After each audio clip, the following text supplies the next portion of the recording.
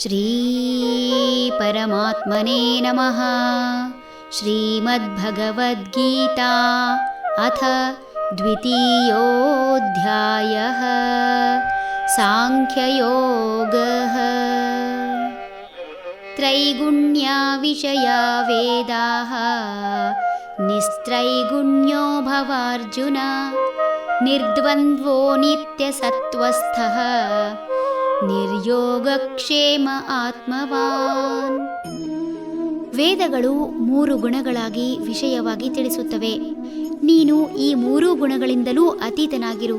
ಎಲೆ ಅರ್ಜುನನೇ, ಯಾವುದೇ ದ್ವಂದ್ವ ಇಲ್ಲದೆ ಸದಾ ಆಧ್ಯಾತ್ಮಿಕ ಸ್ಥಿತಿಯಲ್ಲಿ ಇದ್ದು ಪರಮಾತ್ಮನಲ್ಲಿ ಸ್ಥಿತನಾಗಿ ಯೋಗಕ್ಷೇಮದ ಎಲ್ಲ ಆಲೋಚನೆಗಳನ್ನೂ ಬಿಟ್ಟವನಾಗಿ ಯಾವಾಗಲೂ ಆತ್ಮನಲ್ಲಿ ತಲ್ಲೀನನಾಗಿರು.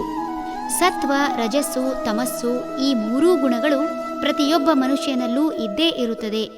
ಕೆಲವರಲ್ಲಿ ರಜಸ್ಸು ಹೆಚ್ಚಿದ್ದರೆ ಕೆಲವರಲ್ಲಿ ಸತ್ವಗುಣಗಳು ಹೆಚ್ಚಿರುತ್ತವೆ, ಇನ್ನೂ ಕೆಲವರಲ್ಲಿ ತಮಸ್ಸು ಹೆಚ್ಚಿರುತ್ತದೆ. ಭಗವಂತ ಅರ್ಜುನನಿಗೆ ಈ 3 ಗುಣಗಳು ಇದ್ದರೂ ಇಲ್ಲದಂತಿರು ಎನ್ನುತ್ತಿದ್ದಾನೆ. ಸಕಲ ಜೀವನ ಸಾರ ವೇದ ಹಾಗೂ ಉಪನಿಷತ್ತುಗಳು ವೇದಾಧ್ಯಯನದ ಮೂಲಕ ಆತ್ಮೋನ್ನತಿ ಮಾಡಿಕೊಳ್ಳಲು ಸಾಧ್ಯ. ಆದರೆ ವೇದವನ್ನು ಸ್ವತಃ ಓದಿ ಅರ್ಥ ಮಾಡಿಕೊಳ್ಳುವುದು ಕಷ್ಟ. ಕೆಲವರು ಇದನ್ನು ತಪ್ಪಾಗಿಯೂ ಅರ್ಥೈಸುವುದು ಕಾಣುತ್ತದೆ. ಕೆಲವರು ಇದನ್ನು ಆಕರ್ಷಕವಾಗಿ ವರ್ಣಿಸಿ ಜನರನ್ನು ಆಕರ್ಷಿಸಲು ಪ್ರಯತ್ನ ಮಾಡುವುದು ಕಾಣುತ್ತದೆ. ವೇದದಲ್ಲಿ ಈ 3 ಗುಣಗಳ ಬಗ್ಗೆ ವಿವರ ಇರುವುದು ಸರಿ, ಹಾಗೂ ಅದನ್ನು ತಿಳಿಯುವುದರಿಂದ ಬದುಕಿನ ದಿಕ್ಕನ್ನೇ ಬದಲಾಯಿಸಬಹುದು. ಆದರೆ ಯಾರು ಕರ್ತವ್ಯ ಎಂಬ ದೃಷ್ಟಿಯಿಂದ ಕೆಲಸ ಮಾಡುತ್ತಾರೋ ಅಂಥವರು ಈ ಗುಣಗಳ ಬಗ್ಗೆ ಹೆಚ್ಚು ಯೋಚಿಸಬೇಕಾಗಿಲ್ಲ. ಗುಣಗಳನ್ನು ತಿಳಿದು ಕರ್ತವ್ಯ ಮಾಡುವ ಅವಶ್ಯಕತೆ ಇಂದಿನ ಯುಗಕ್ಕೆ ಸ್ವಲ್ಪ ಮಟ್ಟಿಗೆ ಇರಬಹುದು. ಕಾರಣ ಇಂದು ಎಲ್ಲವನ್ನೂ ಲಾಭದ ದೃಷ್ಟಿಯಿಂದ ನೋಡುವುದು ಕಾಣುತ್ತದೆ. ಒಬ್ಬ ವ್ಯಕ್ತಿ ತನ್ನ ಗುಣವನ್ನು ಅರ್ಥ ಮಾಡಿಕೊಂಡು ತನಗೆ ಇಷ್ಟವಾಗುವಂತಹ ಕೆಲಸ ಮಾಡಿ ಅದರಿಂದ ಹೆಚ್ಚು ಸಂಪಾದಿಸಲು ಸಾಧ್ಯ. ಅಲ್ಲದೆ ತನ್ನ ಗುಣಗಳನ್ನು ಬದಲಾಯಿಸಿಕೊಂಡು ತನ್ನಲ್ಲಿರುವ ದೌರ್ಬಲ್ಯ ಸರಿಪಡಿಸಿಕೊಳ್ಳಲು ಸಾಧ್ಯ. ಗುಣಗಳ ಮೂಲಕ ವ್ಯಕ್ತಿ ತನ್ನ ದೌರ್ಬಲ್ಯ ಹಾಗೂ ತನ್ನ ವಿಶೇಷತೆ ಅರಿಯಲು ಸಾಧ್ಯ.